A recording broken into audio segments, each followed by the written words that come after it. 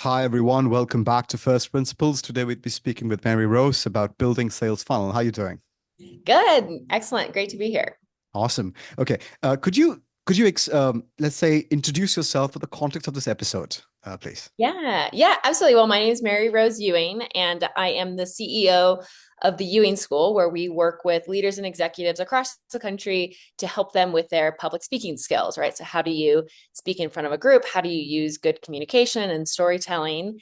And my husband and I actually run this together as a partnership, and we've been doing it for just over 6 years now and have developed what we find to be a pretty good approach to how do we connect with current clients, prospective clients, and have really been more intentional with building out more of a sales funnel, right? To really go after and connect with clients that we're most excited about and figure out how we can be useful for them and draw them in. This has been a big shift for us, especially this year in 2024. We made our first external hire for a new coach. So we've got a woman named Kim Hemsley on our team now who does coaching in addition to just myself and my husband. And so that's been kind of this big step up for us to figure out, okay, now that we have somebody else's paycheck that we're responsible for, how do we make sure that we're following through bringing in that new business? Yes. Okay. Awesome. You mentioned public speaking, so that piqued my interest. Then I will get to sales funnels, but could you give me like I don't know, a capsulized summary of what is public speaking, like effective public speaking? Yeah, absolutely. I mean, we think of public speaking as any time that you're speaking to somebody else, Okay. right? Having any sort of audience means that's public speaking. So we work with people on, high stakes one-on-one conversations. If you're speaking to a donor trying to raise money, if Mm. you're talking to, we work with a lot of folks who work in the policy space. A lot of times people are off at Congress, on the Hill, talking to staffers trying to get a particular idea or policy proposal into the works. And yeah, versus, all the way up to big keynote presentations where you're speaking to thousands of people and giving a longer talk, right? And so all of that is what we really help people with. And yeah, I'd be happy to dive more into that if that's um direction that you wanna dig into. Yeah, yeah, sure. I mean, okay, let's start with sales and then we'll get to public speaking as well, because I think it's going to be linked, especially when it comes to sales. So, how would you define sales? And then how would you define marketing? Yeah, absolutely. So I like to think of sales as being that much more direct on the ground, Hmm. trying to get your product, your offering into the hands of somebody else, right? That really exchange of money, exchange of value that you're really trying to drive at, right? Yeah. So it's like picking up the phone. It's Wolf of Wall Street, right? Where Leonardo DiCaprio, right? It's like we're on the phone, we're picking up the phone, we're making the calls, we're really driving for sales. Yeah. And I really think of that as much more for us is really a one-to-one process, right? Where we're trying to go out and find people like who do we think would really get a lot of value out of what we offer, and how can we put together an offer that's going to be really match their needs, right? So we are always tailoring our coaching service to meet the needs of the person that we're talking to. Right. Versus I think of marketing is really more about what's the story that you tell Hmm. about what you offer, about the work that you do, right? So if I ask you, like, what do you think about Walmart? Like when I talk about Walmart, what comes to mind for you? Cheap stuff, and you can get a big variety of it. Yeah. And so then what about compared to Whole Foods? Oh, expensive, a little niche, a little posh. Yeah. Yeah. And so both of those are just your perspective on them, right? That's the brand. That's a result of marketing efforts that both those companies have put in, right? Walmart really drives being the low cost option Right. for service for groceries and products versus Whole Foods is really this higher end, right? Versus if you're driving down the road and you see Whole Foods has a sign out, saying, oh, fresh strawberries. And then you pull over and you go buy fresh strawberries, right? That's a sales process Right. where it's a specific process, a specific product, and a specific customer that you're trying to get the product into the hands of. Okay. I have an analogy to offer you. Let me know if it makes sense for you. So, marketing is something like um, intentionally building a personality around an entity and then communicating that. Mm-hmm.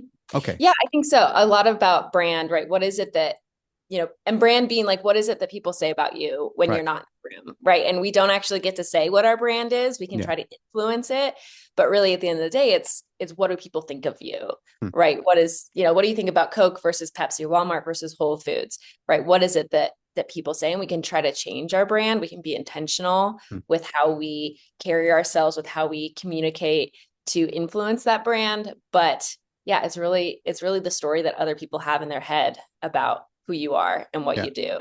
Yeah. Okay. So I mean, in taking the long picture of human history, do you think marketing is something which is new? Because, earlier, if you needed something, generally there was scarcity. So if somebody had something, they didn't need to market it. I mean, that's my naive view. Or what do you think? Is this correct? Yeah, I would say that marketing is definitely something that we've become way more intentional about as Hmm. we've, developed larger corporations, right? People have more options. Yeah. It's not just, the farmer down the road that you can get your products from, your groceries from, but we have a lot of different options, and that has proliferated just with the internet and Yeah. different things. So it's become a lot more important. But I would say that it's taking something that's really been a core component of who we are as humans, which is Hmm. the storytelling thing, and making it much more intentional and being, something that we put millions, if not billions of dollars into every year. We have massive teams, marketing and doing this thing that I do think has been around for a long time, right? Is the stories that we tell each other Hmm. about our world. And in that same milieu, do you think like an ad, a traditional ad on TV or online or even on a billboard, is that more sales or more marketing?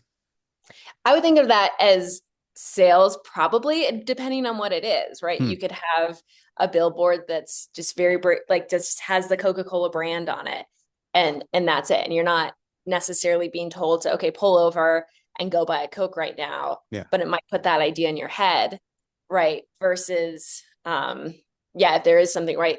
Uh, there was just the elections a couple of weeks ago here in the U.S. and go out and vote, like vote for Congressman Smith, right, is going to be Yeah. more of an ad, more of a sales push. Right. Even there's not an actual exchange of money, hopefully, Okay. in Fair enough. elections. All Yeah. right. So in that scenario, so I guess like a direct let's say a direct message to somebody is going to be sales. And I'm trying to differentiate it in my head just because, I'm quite interested in it. And I don't think my personality is yet cut out for sales. So that's what I'm trying to drive at. So do you think it's going to be like a single message and that's going to be sales versus, I'm this and I did that and this is why I'm good for the community. That's going to be more marketing.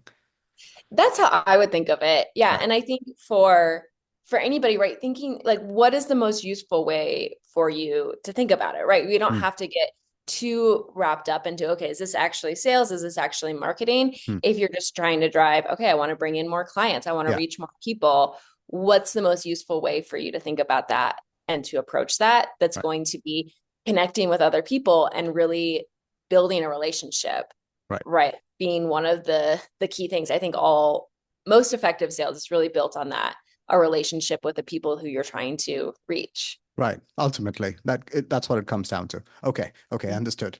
Um, do you think public relations and branding is like similar or they fall under the gambit of marketing? Yeah, I think again it can be totally broken out. You can think of those as different things, right? I know a lot of organizations, they've got their PR team, they've got an outreach team, they've got a marketing team, right? They have all of these different teams that are handling and getting really niche with it. Yeah. For us, we just kind of think of it all as one because we're pretty small, right? It's just the three of us, and we have an additional team member who does kind of administration for us. So Right. to break it down into that minutia isn't as useful versus, yeah, if you are trying to say, okay, here's how we want to be connecting with like the media, it might be more of a public relations, or how are we really being perceived out in the wild, so to speak, versus, okay, we really want to be out connecting with this particular group, like doing coalitions building Hmm. or really advocating for specific positions in the world, right? That becomes more of like an outreach thing versus marketing. It's like, okay, what's going on out to our email list, right? What are we putting on social media? And so you can really break that out.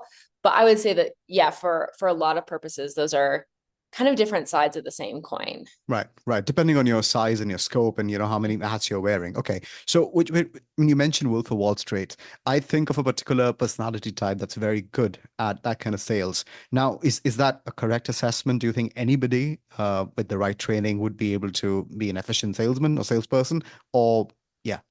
Yeah, I think absolutely. Right. And I think sales, like anything else, like public speaking, like coding, like all of these different things, it's really just a skill, right? And any skill we can learn, we can practice it, we can get feedback, and we can iterate to improve, right? And so I think sales definitely falls into that category. And yeah, there's kind of what we think of as a traditional or typical sales personality type of person who's really able to drive, make the ask, really be positioning well. Hmm. And then I think anybody can develop those skills though, right? So somebody might have a lot more fun with it if they have that type of personality, and somebody else might hate it, especially if they're new to it. Yeah. But I think especially if you have, it's, to me, it's really more about adopting a mindset, right? And having a mindset, especially for people who are hesitant, right? Don't want to come across as salesy. They kind of have more of maybe Wolf of Wall Street, maybe a used car salesman persona in their mind that they really don't want to be, right? I work with a lot of folks who have to be out raising money and doing different things, and they really resist that type of persona that they don't want to take on, which I think is totally valid. And I would never push somebody like to take on a personality or adopt a communication style that doesn't feel authentic to you. And then I would also say that if you can adopt that mindset of what you have to offer is extremely valuable, right? And if you find the right people out there who need what you are offering, that's a huge help to them, right? That's a big benefit to them. And so it's really more about how can I be useful to the people I'm trying to reach, to the people who need my services? And then saying, if you are not out trying to communicate about what it is that you're doing, then you're doing them a disservice, because you have this thing that would be really helpful to them and you're not sharing it. Yeah. So I guess in some way, if you really believe in your product or your service, then in a way it could be just like, positive activism that, people should have it. So I will reach out. It's going to be like natural. Yeah.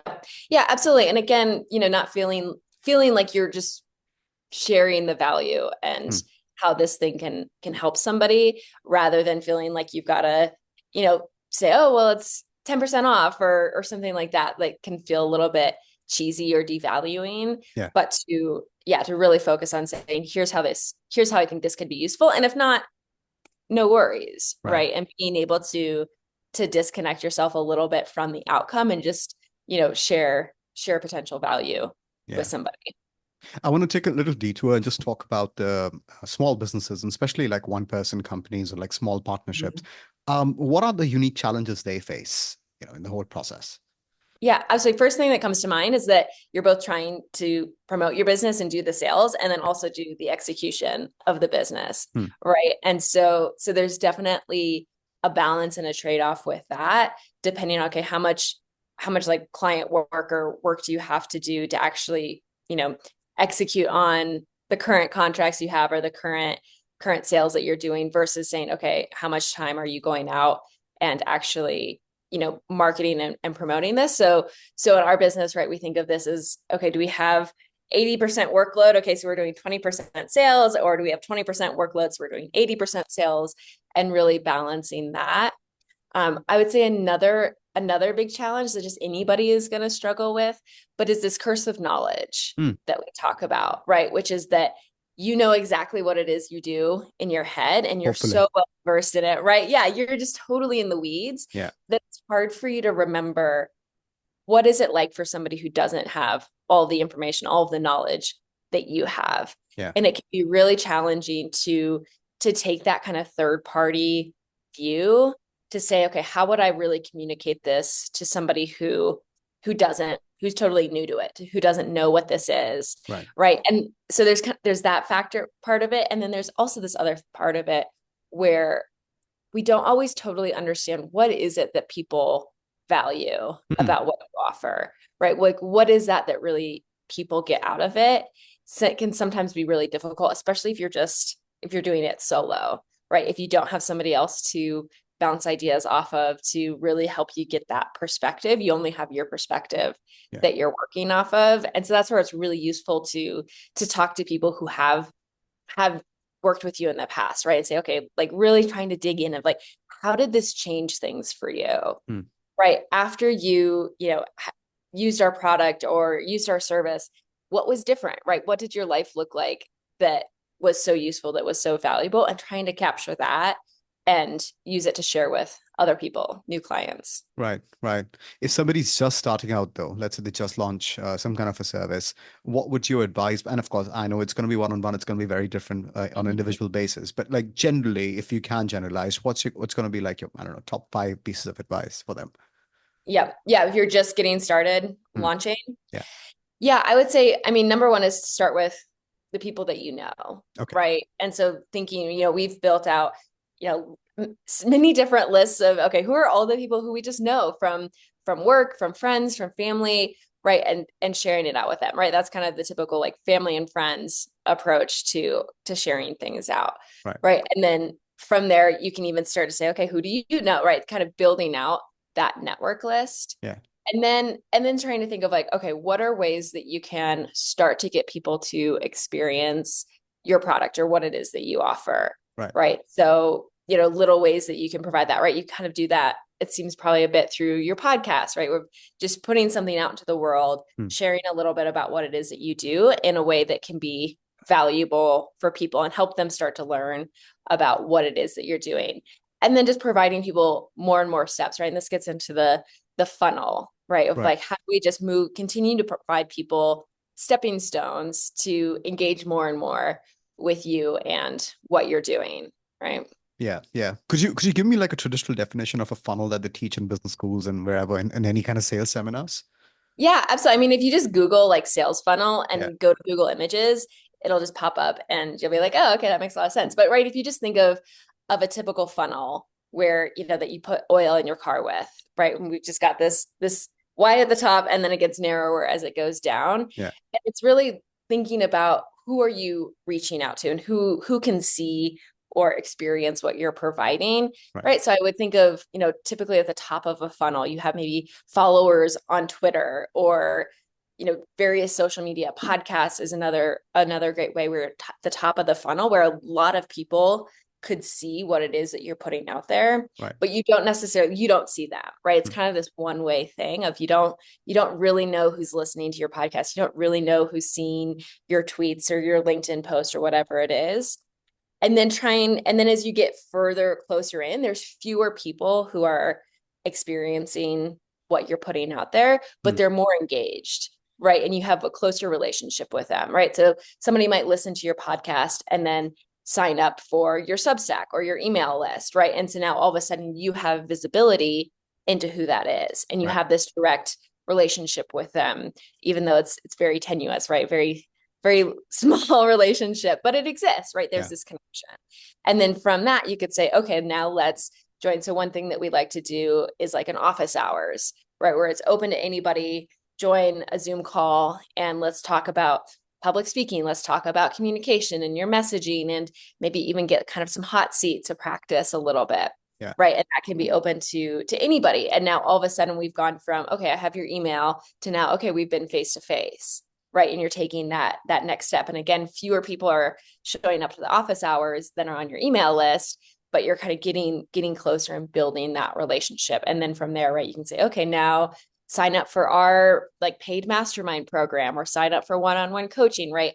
And you're narrowing how many people you're interacting with, how many people are getting that touch point, but you're elevating the level of relationship or the value of that connection.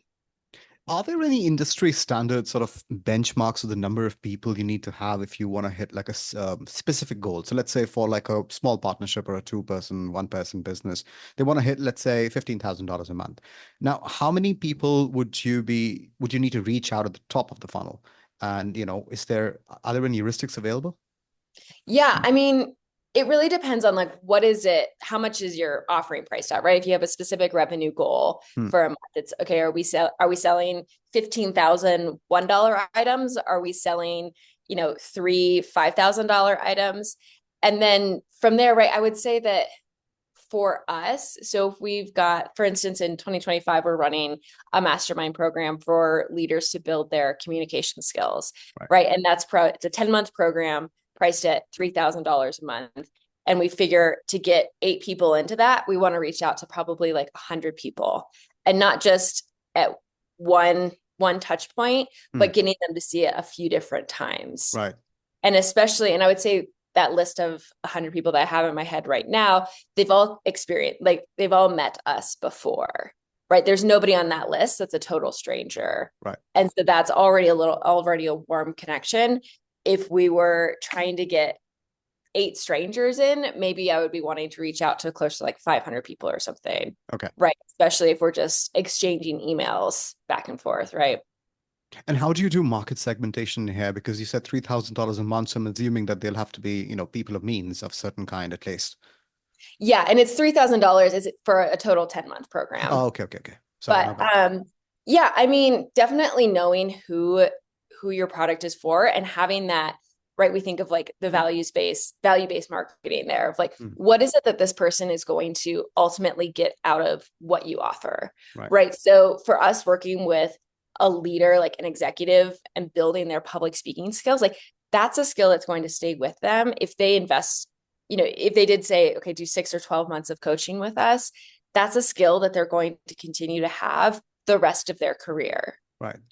And even if they're not always doing a ton of public speaking and they maybe regress a little bit, like they're still going to be at this dramatically improved baseline that will, give them better job prospects, that will help them raise money or do sales, build their brand, right? Expand their influence.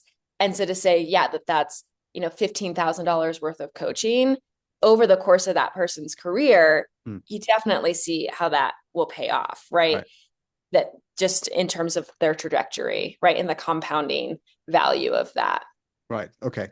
How useful is LinkedIn over here? Let's say you have a big base. Now, how do you start without, of course, sounding pushy? And sometimes you might have to sound pushy, but that really depends on, I don't know if you can control other people's perception of you, but you can have best intentions. So what would your advice be there? Yeah, for LinkedIn, I think LinkedIn is a really interesting platform, and it's gone in a bit of ebbs and waves for me in terms of, okay, is this about to be defunct, right? We have these new social medias pop up, and it feels like it continues to create new and different ways for people to engage, right? They've got courses that you can take through LinkedIn. They've built out, sales navigator subscriptions that you can have, certificates. There's all sorts of stuff that they keep doing that makes it seem like it just continues to be relevant for professionals. Right. So that's what I would say is a big platform for us. I wish we tend to not engage as much on social media, but that's the direction that I tend to go towards more for reaching out and connecting with professionals, right, is on LinkedIn. And I think that there's, a lot of opportunity to, be promoting yourself. At the same time, I do think it gets a little bit cliche, right? Like you said, how do you put your offers out there where it's, constantly people, the storytelling and posts and stuff like that is really great to see, but that can start to become a little bit like, okay, my eyes are glazing over a bit.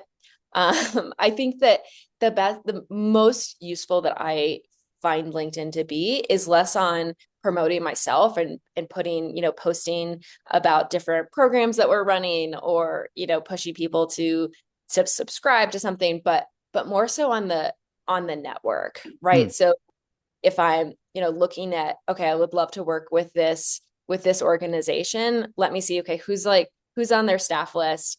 Let me go to look at their LinkedIn, learn a little bit more about them, see who they're connected with, see if we have a mutual connection, right? It's really more for me on that networking and research side where I can get to know somebody and to start to see, okay, does public speaking training or coaching seem like something that would be useful to them or not? Right. So especially I often look for people for us, right? Like, is somebody new to a senior level position, right? Because often when people get promoted, they have to take on new responsibilities. Maybe they have to be presenting to their board of directors all of a sudden, or they're leading a team and, running staff meetings, or they've got a new position where they're doing more external facing things, right? Finding things like that, where it's like, oh, okay, this person might be all of a sudden finding themselves, a little lacking confidence and lacking that those public speaking skills. Maybe Right. what they were doing before, they didn't need to be as, you know, public facing or as speaking to groups as much. And now they're really elevated and doing more of that. And so that's really what the kind of thing that I look for, that I like to use LinkedIn for, is on that relationship building. So that then if I'm going to reach out to somebody or ask somebody for a connection to connect with a new person, that I am not coming in totally cold, like totally have no idea Yeah. what's going on with them, but that I can actually tailor customs, like, hey, I think this would actually be really useful for you. Yeah, I think what you're describing is like very smart networking as well. And the Mhm. people high quality job search advice also includes this. So if you don't mind, can we double click on networking? Like what are your views on it? And how do you, like, I have zero people I know in a particular industry that I want to get into, for example. Mhm. How do I start? Yeah, I would say just show up at whatever they're doing, right? Okay. So, which can be tricky depending on where you live, but if there's events, like there's always stuff going on, right? Different Yeah. meetups, different events. In fact, I'm going in just a couple of weeks, first week in December, I'm going to a vision weekend in San Francisco that's put on by this group.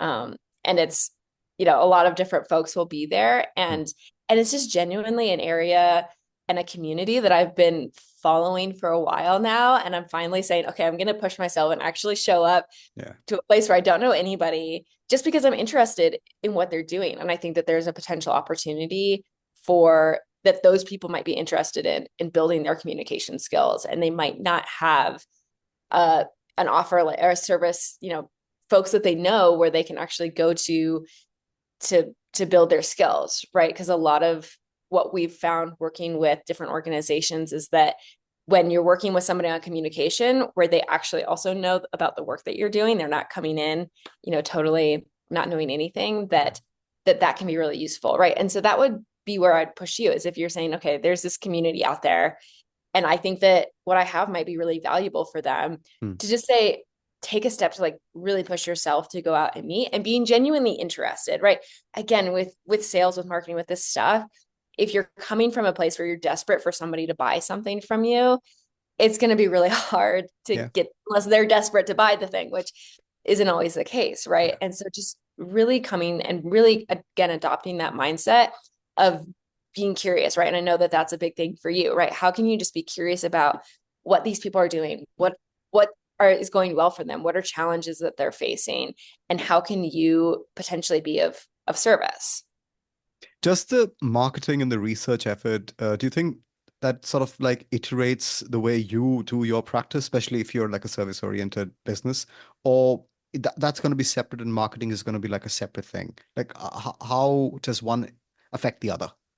You mean research, like research into potential clients versus Yeah, yeah. marketing? Yeah, changing your methodology of service and, perhaps changing some content and depending on, because I've heard like competing things. And there's some people say, do what you like, and then people will come because you'll be so excited or whatever. And then some people say, just focus on them. And I'm like, I don't know. I don't know what the truth is here.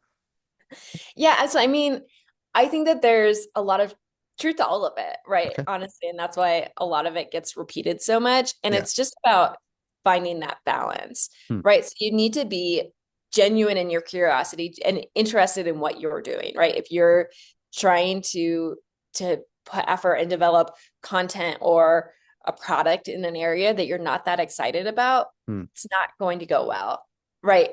And on the flip side, if you're just focused, if you're in your basement, just reading and doing research all the time and not actually putting yourself out there, like Yeah. nobody's going to find the work that you're doing and the ideas that you have. Right. And so you really do have to balance it. And I think of it, I definitely, you said iterative, and I think that that's the exact right thing, right? Of saying, developing your own ideas, your own content of, just writing or thinking or reading for yourself, and then testing it out and throwing it out into the world and seeing, what do people find useful of this, right? What's the article that I've written that people tend to come back to the most, or that got the most likes on LinkedIn, or whatever it is, right? Yeah. Whatever, however you define that metric for yourself, and then say, okay, how can I continue to go in this direction in a way that still fulfills your curiosity and interest. Right. And so we definitely say going back and forth and trying to find that balance. And it's not a perfect science, right? You're not going to say, okay, yeah, if I spend 10 hours a week doing this and then 5 hours a week doing that, right? But to really just try to find the balance, and that it changes too, right? That as you're, you know, getting traction with people in a specific area, you might find yourself doing less of the marketing because you've kind of connected in, and it's more naturally coming towards you through like word of mouth or whatever it is. Yeah. And also perhaps like, you know, where you want to focus on in your practice as well. So let's say you have like 3 or 4 niches that you work on in like a coaching business. And then you're only getting traction in 1 or 2. Maybe you'll double down on that and just, you know, make sure that that happens. All right. Um, Mhm. Pre-internet and post-internet, how do you think this process has changed, especially the whole funnel thing? And I have like some follow-up questions here, but go ahead.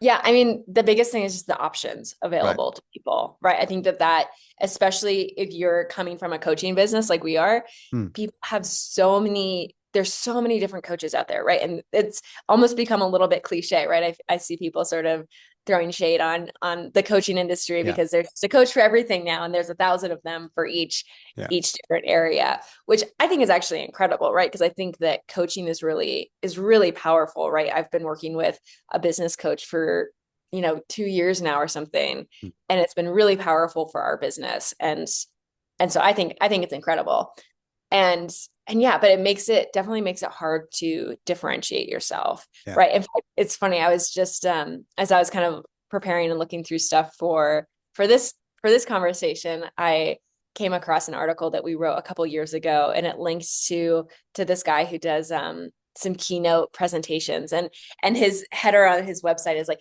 the world's most inspirational business growth coach or something. And I was like, that's quite the claim, right? The world's most inspirational coach. Yeah. Uh, and so it's hard, right? It's really hard to differentiate yourself when there's so many different options out there, and Yeah. you're not just stuck to people and their choices. Consumers, they're not just, okay, who's the guy down the street that I can hire, Yeah. but who's anybody in the world, and there's so many people still coming online, Right.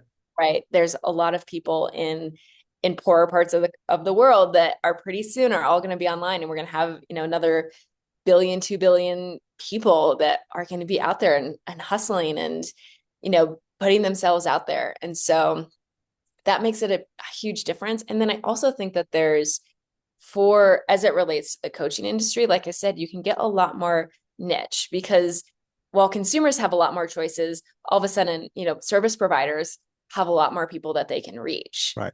Right. And so we live in Durango, Colorado, which is a little town in Southwest Colorado of Hmm. about 20,000 people. And if I'm trying to be a public speaking coach for people in Durango, Colorado, I'm not going to have that much business. But if I'm being a public speaking coach for anybody in the US Hmm. or, Europe, Africa, Asia, South America, right, all these different places, Yeah. all of a sudden I can get a lot more niche because there's a lot more people out there who are going to have the problem that I'm solving. How would you suggest people select then, apart from interest, how will they select their niche over here? Service providers. Yeah, I would say just sort of stumbling into it as a lot of how I see people doing it, of just like, where does your trajectory seem to go? Hmm. So for me, right, my like path to public speaking wasn't that direct, and it wasn't even something, even 3 years ago, it still struck me as being, oh wow, I can't believe that this is kind of how I ended up, right? I grew up in rural Montana, actually, on a cattle ranch, and I remember growing up, both my parents were very entrepreneurial, right? Right. They started businesses, they my dad was in real estate appraisal and always worked for themselves. And so I definitely saw that as a direction that I would take. Hmm. And then I ended up going to college, getting internship in Washington, D.C. after college. And it was actually through that management leadership program that I was in where somebody came in and gave a public speaking workshop. Hmm. And it was over the course of 4 weeks. We met, once a week and went through this workshop. And at the end, there was a contest. And I actually ended up winning out of all of the 150 people in the program. I won the contest, which was super exciting. And then a year later, I ended up going and interviewing at the Mercatus Center, which is a research center in Arlington, Virginia, associated with George Mason University. Right. And the guy who interviewed me was the same guy who ran the public speaking workshop, which was great because then he was excited. He's like, "Oh, you won my contest." And so he was excited to hire me. And then through the course of just working together, we ended up becoming friends and then becoming closer and friends. And now we've been married a few years and have a little baby. And so, right. And it was actually, he was the one who had this deep background in public speaking. And he'd been in DC for 20 years and had been out giving talks, right? He came and talked to my internship class. He was out speaking to other groups. And when he started to feel like it was time for him to go on and do something new and different, I pushed him. I was like, "Oh, start a business, right? Take on this entrepreneurial opportunity to just take what it is that you're doing and just lean into it, right? If you have people coming to you and asking you for advice or for help on something, right? Think, is this something that more people would be interested in, right? And then I just, in terms of our partnership and how we got our company started, I was at the time doing my MBA. And so it wasn't even really my public speaking background that got me into this work, but more my business background. And then our partnership over time just became more and more about, okay, how can we expand? How can we grow? How can I take on more of the public speaking work? And so it really just, I think it is something, especially when you're doing work like this, where you're offering people just your time to help them get better at something, to help them grow, that it really does have to come from your experience and what you have to offer, which does take that, self-reflection to see, like, what is the skill that I've really good at that seems super easy to me and super simple, but for other people is hard. Right, right. And that's going to be I mean, I don't even know where to start with that. And there are certain, like, I don't know, things available where you can check out. But, those are all, as I said, it's not an exact science. So that might become a problem. But yeah, that's quite an inspiring story. I do have to ask you this, though. You said your background when your parents were entrepreneurial. A lot of people are not like that, and especially with the old mindset of like 40-year jobs and pensions and all that. If have you worked with such folks, and if yes, then what's the biggest issue they have to get started? Yeah. Yeah. Yeah. I mean, for any entrepreneur, it's scary to take that leap, right? To cut a safety net, to dive into something new, especially when it's essentially yourself that you're selling. So as a coach, you're selling your own time. And so rejection can feel very personal if people are turning you down. And I would say, yeah, definitely having some foundation that you're taking the leap on for something like a coaching business, saying, okay, who's my network? Is there demonstrated interest in this if I'm cutting my safety net? Right. For us, getting our business started was built on a foundation of many years working in DC and having a lot of those connections already established. And so that makes it a lot easier if you've got people or customers lined up, ready to make a purchase when you finally start that offer. And then I would also say, right, who are the people who just your friends, your colleagues who, surrounding yourself with people who are doing what it is that you want to do, right? Having that positive influence around you is super, super valuable too, right? So I mentioned we're running a mastermind program for communication, but you can have a mastermind group for anything, right? So we started just among friends, right? Masterminds to help us say, okay, what's the number one thing that you want to tackle this year? And let's get a group of buddies together, meet once a month, have some beers, and help each other make progress in this thing. And having something like that, if you're wanting to start your own company or get a promotion or start a family, whatever it is, what's that thing that you really want to help to achieve, to accomplish, and having people around you to help you achieve that, who are also striving for that, who are those positive, raising the baseline for you, rather than people who are, dedicated to their office 9-to-5 job, or just like to sit around and complain about their office 9-to-5 job. Like, that's not going to help you break that barrier and start your own thing. Right. So there's like some serious lifestyle changes you might have to incorporate in order to, go on this path. All right. Yeah. Interesting. Okay. About again, back to the funnel, we would be offering something for free in a way, right? Mm-hmm. So there, one could imagine getting into some kind of insecurity where if I'm giving this for free, what are they going to pay me for? And why are they going to pay me? So how do you square that circle? Yeah, absolutely. I mean, that's a big challenge, right? Because you do have to throw something out there for Mm, people to engage with you and get to know what it is that you're doing. yeah. And the thing is that if you're just right, if you're producing, something as simple as like writing articles on, okay, here's the top 5 things to know for public speaking, Mm, right? A lot of people are going to find that really valuable. Some of them are going to want more, mm, right? And I think it's really making sure that you're not devaluing in your own head what it is that you do. right. Right. And it comes back to what we were talking about earlier, this curse of knowledge, where for you, it's so simple and easy. It's like, oh, if I just give people the top 5 things they need to know, they're not going to need anything else. Like Yeah. that's enough because that's, probably at one point was enough for you, or it's enough for you to be able to understand and execute on. Yeah. But for people who are really struggling with something or it's really hard for them, right, they need more. They're going to want more. Right. And so you have to trust that you have so much more to offer than a 1,000-word article with the top 5 tips. Okay. You have so much more that you can share, that you can help somebody with. And so it's really about, even if you don't, or even maybe it's a fake it till you make it. If you don't believe it at this point, like still just lean in, right? Step off into the deep end and just give it a shot, right? Because when people feel like they're getting a lot of value from you, they're going to want more. Right, right. And also there's a difference between information and implementation. So I guess with the internet age, guarding the information, I don't know how useful is that. But then the implementation is like one-on-one, and that's going to be different. Like a lot of tribal knowledge is going to come out. So maybe there's more value in that, and that's where you charge for. Would that be a good cat? Okay.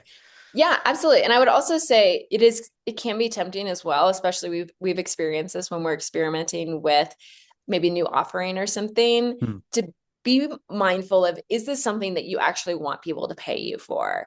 And if so, don't give it away for free. Right. And so if you want somebody to pay you for coaching, right, don't say, okay, well, I'll give you an hour of coaching free and then you sign up. Right. And because you want to make sure that you're getting demonstrated interest. Right. And so if it's like people will take your time for free a lot, right? And it doesn't mean that they're going to actually pay you for it. And so putting some sort of price tag on the things that you want to be selling. So an article is a great example. I'm guessing that if you're not interested in selling articles, that give it away for free. If you're interested in selling your time to do coaching, make sure that you're attaching some sort of monetary price tag to that, just at least to get that demonstrated interest. Right. So that if somebody goes to book an hour with you and they say, oh, it's $20. Okay, never mind. It's like, okay, well, then you're clearly not doing the job of communicating the value and connecting it with the right people, right? You're finding people who will take it for free, but not people who will buy it. Yeah, I still don't know how to solve that, but that's going to be an interesting challenge because it's going to be very personal. Which brings me to competition, like again, and also mindset. So would you be, how useful is it to look at fellow coaches or similar service providers as competition versus like comrades, right? How do you, Yeah, we really try to look at other people who are doing similar stuff as more partners, right? And making sure, feeling again confident that we're providing something unique and something uniquely valuable that others aren't offering. And so, there's this idea of, redefine what you do until you're the best in the world at it. And that's what we've really strived to do.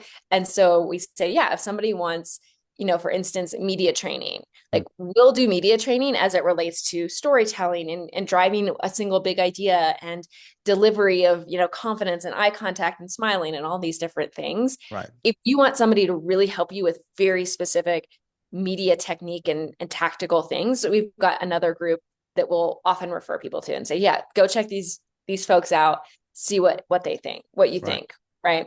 And and I think that also sends a level of that confidence. And again, that usefulness of, we're not just trying to get you to buy our services, even if it's not the right fit for you. We want to really help you find what's going to be most valuable for you. Right. And often what we find is that people do want what we're offering, right? They came to us in the first place, and that's what they're looking for, is really more of this storytelling and persuasive communication, Right. rather than something that's super specifically tactical. So yeah, I think that trying to avoid seeing them as competition, or as trying to think of, how can I get the biggest slice of the pie, rather than let's just make the pie bigger. Right, right, right. Okay, yes, that definitely is a useful mindset to have. And I also wanted to like maybe talk a little bit about fake it till you make it. Is that something which, like, how do you practice that, and do you recommend that to everyone? I find it useful for myself, and I Hmm. definitely find it useful for clients, right? We tend to be a little bit scared and maybe a little bit underestimating what we can do, especially when it comes to public speaking and, getting up in front of a group. I think that, yeah, I think in the context of public speaking, of connecting with other people, of putting yourself out there, Right, I definitely like you know, pretend that you are the kind of person who loves to get up in front of a large audience, or who loves to go out and to networking events and meet new people and be that social butterfly. If that's the right, kind of person you want to be, just imagine, okay, what would it look like if I was that? If I was the social butterfly at a networking event, and then just be that, pretend that that's who you are, and right, don't adopt some, persona that's not actually authentic to you, but say, if I were still me, except that I loved to get up and speak in front of a large audience, what would that look like? And then practice that. right, And because it really is about, especially with public speaking, the more that you're out doing it, the more comfortable and more confident and more fun you're going to have. And so you do have to push yourself to say, okay, I'm not actually comfortable or excited to get up in front of this group, but it's the kind of thing, it's the kind of person that I want to be. And so I'm going to push myself to do it anyways, and to act like I'm loving it, because then one day you will. right. Okay. In the last section, I want to focus a little bit upon on the tactical questions. Um, Mhm. Now, in this kind of business, service businesses, what's the expectation of growth one should typically have? Yes, all their hours are booked, and maybe they don't want to work that much or whatever. Like they can have a certain revenue goal, because like unlike startups or unlike manufacturing businesses where they want to capture a bigger market share, be more efficient with the production line, those things don't really translate here. And I don't know if business schools, have talk about small businesses this much. So what are your metrics? What are your heuristics around? Yeah. Yeah, I think that in terms of saying what are your revenue goals, Hmm. I would say, like, what is it? How much money do you want to make? Right? Start with paying yourself first, Hmm. and say, okay, I want to be making $100,000 a year or $200,000 in a year. Okay, then what are my expenses on top of that? That, you still have to pay taxes. You have to pay for your Zoom subscription, whatever the tools and resources that you need. Yeah. And so then say, okay, so here's my total expenses in a year, Hmm. and then working backwards of, okay, how much business then do I need to be taking in? And if you're booked up and you're only, you've booked up all your time and you're only making half of that, it's like, okay, well, how can you offer higher value services? Right. What's additional value that you can be offering to people to raise, increase the amount of money that you're getting, per an hour or per project, however you think about it? Or, how can you, yeah, really start to scale that? And that's really what I would think of, is just for yourself, for your Yeah. lifestyle, right? This is what I did with my business coach a couple years ago, was, what's that like dream budget that you have for yourself, right? Hmm. How much money how often would you be going out to eat? What would your rent or your mortgage look like, right? Right. Putting that together to say, okay, well, here's how much I want to pay myself. How can I build the business that pays me that much? Right? Because that's why we work, right? Is because, Yeah. we want to be able to bring in the money that creates the life that we want for ourselves, Yeah. right? Yeah. And how much can automation help over here, especially with the sales funnel building and the marketing part? Where would you recommend people insert any kind of impersonal automation tools? Mm-hmm. Yeah, I would definitely say, I know you were, I think just one of your recent conversations was talking about the getting things done, right? Yeah. GTD. And I think that that's huge, right? So freeing up your time wherever you can, right? So you can do drop, delegate are the three things that you focus on. So Hmm. what are the highest value things that you just want to continue to do? What are things that can just totally get dropped? And Right. then what can you delegate or automate in this sense? And I would say that, yeah, finding the lowest value things that you are doing and saying, what's, for example, right, if you put a price tag on your time, right? Naval Ravikant talks about this, of set yourself a high hourly rate. Say my time is worth $500 an hour. Anything underneath that, anything that I could pay someone $20 an hour to do, Yeah. I'm going to do that, right? Or anything I can, get a HubSpot subscription and automate or whatever that is that you can do. And then put your attention towards that $500 an hour activity. Right. Right. Right. And so I think that so thinking of it like that, of what's the lowest value things that you can either get rid of or find some way to automate. Right. And I would say that the one thing I would never automate is anything that's that relationship building, that connection with other people, because you're just inhibiting that.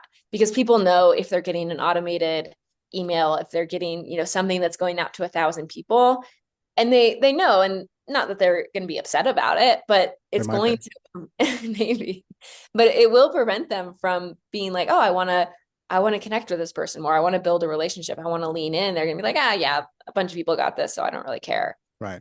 Right. And so I'd finding ways to really invest in that interpersonal connection, right? Paul Graham, I think it is, right, says do things that don't scale. Okay. Yeah. Can you explain that? Because I mean, I think the whole point of startups is that it scales. Uh-huh.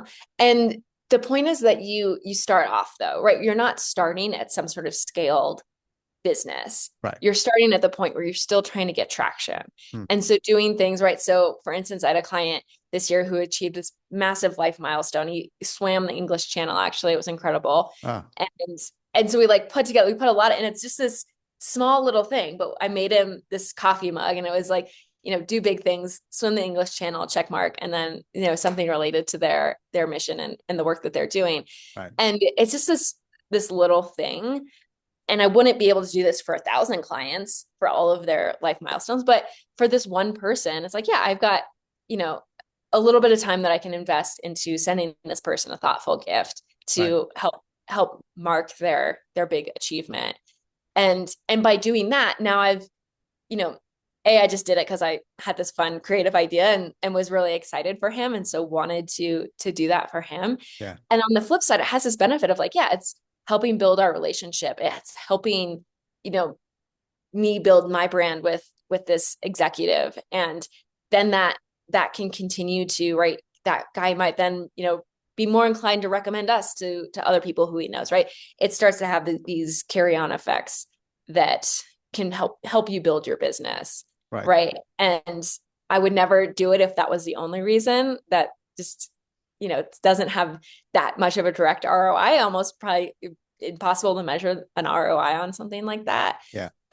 But that kind of thing where you're building those connections, building those relationships that then create a foundation that, okay, once you've got 10 clients that you're working with, okay, now, you did these little things that you couldn't do with 1,000 clients, but you could do it to get those 10 clients. And now you're able to start scaling from there. Right. Okay. So, how would you actually, sorry, I had a question and I'm forgetting it. Oh, yes. What's the difference between marketing or building relationships with businesses if you're like, B2B versus just, consumers who are going to be out there and they're not really tied to an organization? How would the strategy be different then?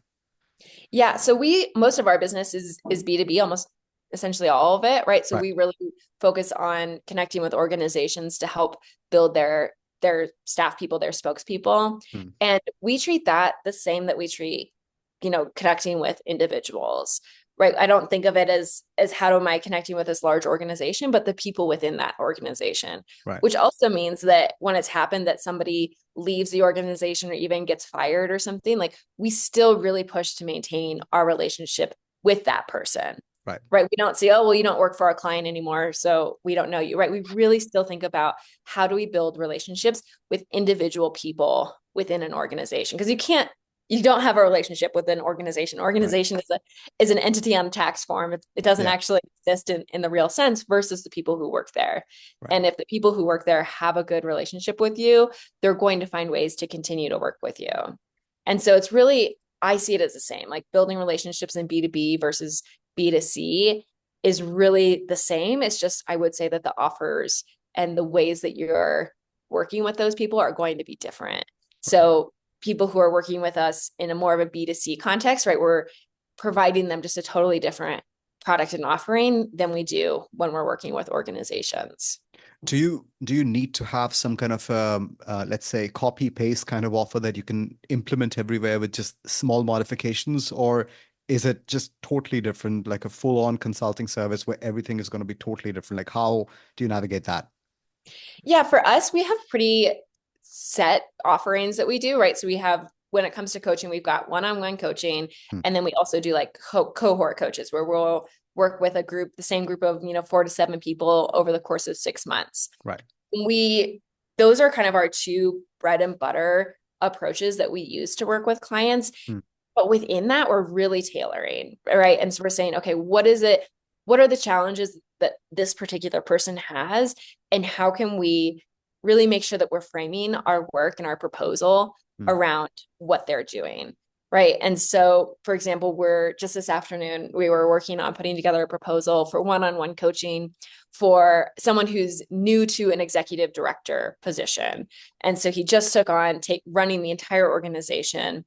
And we, have happened to know him for a while and are just now putting together a one-on-one coaching proposal. And so it's saying, okay, for Ben, like, what is it that's unique about him and his position? And he's new to it. He has this, background and experience that we know. And how do we make sure that we're tailoring the work that we can do together to really be directly targeting not only the specific challenges that he has in the job in his job, Hmm. but the fact that we know he doesn't want to just be adding a bunch of hours to his plate. He has a lot of other personal priorities. Yeah. He's interested in just adding 10 hours of coaching in a month or something, right? Or 10 hours of homework. How can we make sure that we're really framing this so that it's going to resonate with him and the problems that he's solving?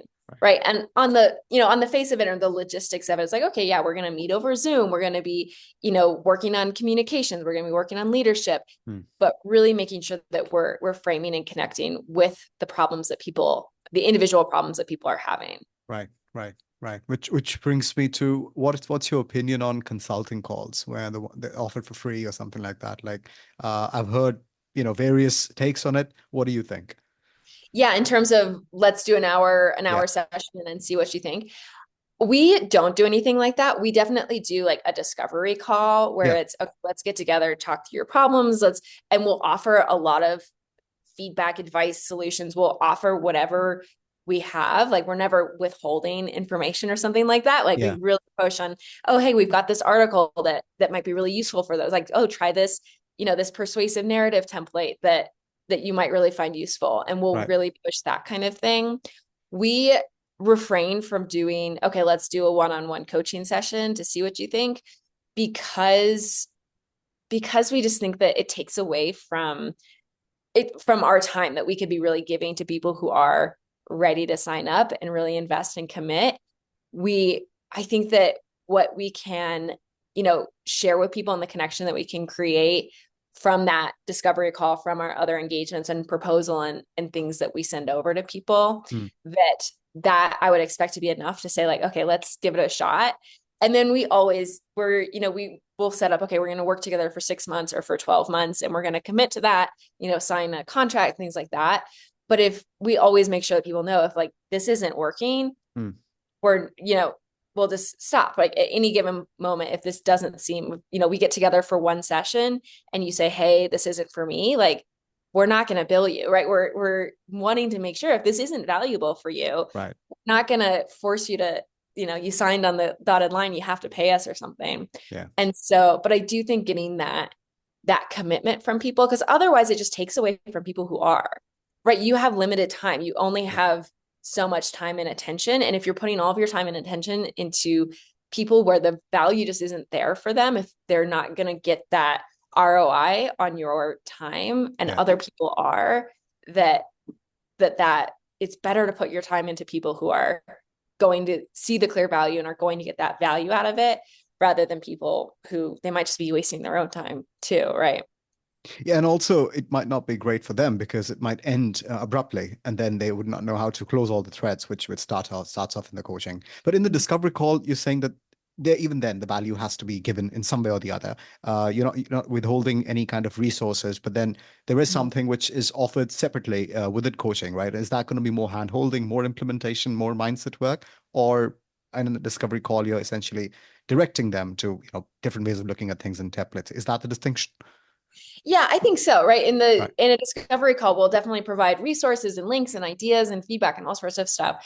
What we really find that the value that we give to people is in that iterative process of practice, get feedback, and iterate. Right. That's really what we focus with people on, and why we say we won't work with you for less than 6 months is Right. because the value of this work is through the iteration Right. of coming back together, getting together once a week to really dig into this, whether you're actually doing practice, doing repetition and practice, or developing messaging or brainstorming stories, whatever that is, the value comes from getting together on a regular basis, getting feedback, and then iterating, saying, okay, what are you going to do next time that's a Right. little bit different, that's going to make your presentation or your messaging even better. Right. And you just can't get that from a single call, right? You don't get that iterative process. And so Yeah. that's why we feel totally comfortable. Like, yes, we will give you all of the resources, all of the stuff in our newsletter, our Substack, right? We'll just give that to you for free. And hopefully, like, if you are able to guide yourself through that process and really hold yourself to practicing and getting feedback from other people and iterating, like, that's awesome. Hmm. A lot of people don't end up doing that. And so that's where they end up wanting to work with a coach. And especially getting that outside expert feedback can be hard to find. Yeah. Okay. And finally, any advice on boundaries? Because you are building relationships, so you could get steamrolled. They could ask you for like a heavy discount, and you might not want to say no because you have a decent relationship with somebody for like years, or you might feel pity for them because they're in a hard place. How do you? What are your guidelines for having boundaries as a practitioner? Yeah, absolutely. So you talk about it with like pricing, Yeah. and we, honestly, we've almost never had people come back to us. Either people say yes or no Okay. to a price. We almost never have people coming to us with like a sob story of how they, need to do, they can only pay 10% of what we said or something like that.